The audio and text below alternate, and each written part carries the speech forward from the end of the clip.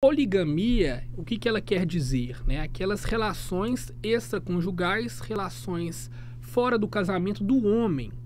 O poliamor, no meu ponto de vista, ele abrange também a poliandria, que é as relações extraconjugais fora do casamento da mulher.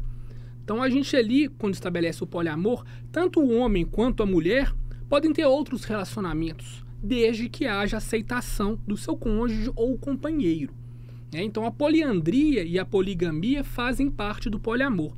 Abordo isso também na evolução histórica da família. Quando a gente começa a estudar desde a origem da família, dos clãs, passando pela família consanguínea, pela família punaluna, a chegar na época pré-monogâmica e na época monogâmica, que influenciou na família natural romana. Teve uma influência muito grande da igreja, né, nesse processo, né? Perfeito. Inclusive a monogamia, quando eu estabeleço essa origem histórica da família, né, para o pessoal poder entender por que surgiu a monogamia na sociedade primitiva, né? Nós temos que pensar que a primeira família existente na nossa sociedade foi aquela família oriunda dos clãs, que era a reunião de descendentes em torno de um ancestral comum. Os clãs, para se precaver do crescimento territorial e populacional, eles deram origem às tribos. As tribos, quando ia haver um casamento, era um casamento em grupo. Uma tribo casava com a outra tribo. E ali todos se relacionavam conjuntamente. Acontece que esses relacionamentos conjuntos, esses relacionamentos grupais, davam origem às relações incestuosas entre pais e filhos, entre avós e netos. E isso nasciam filhos com problemas genéticos. Então as tribos foram vendo que essas relações grupais, vamos dizer assim, estavam dando origem a filhos com problemas genéticos. Então eles foram proibindo esse tipo de relação, estabelecendo que as relações sexuais deveriam ser feitas por gerações, que foi a segunda modalidade de família, que é a família consanguínea. Então na família consanguínea havia o casamento em grupo, mas se separava as relações sexuais por gerações.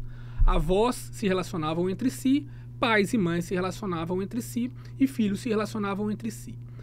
Da mesma forma, esses relacionamentos também eram incestuosos, porque se relacionavam colaterais, irmãos, primos, que também davam origem a filhos com problemas genéticos.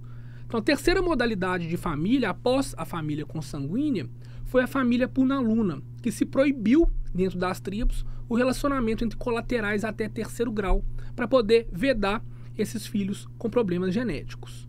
Depois disso, havia o casamento em grupo, havia essas vedações entre relacionamento por gerações e relacionamento entre colaterais. Aí deu-se origem ali à época pré-monogâmica, porque o homem e a mulher se relacionavam com vários, mas a mulher escolhia o seu homem preferido e o homem escolhia a sua mulher predileta.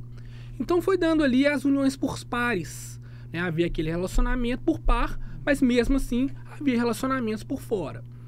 Por que surgiu a monogamia? Que foi o questionamento do Dr. Gilberto Neto, né, na sociedade primitiva.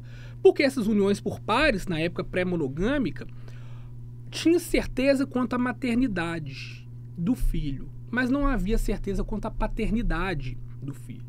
E nessa época já começou a se discutir os direitos sucessórios.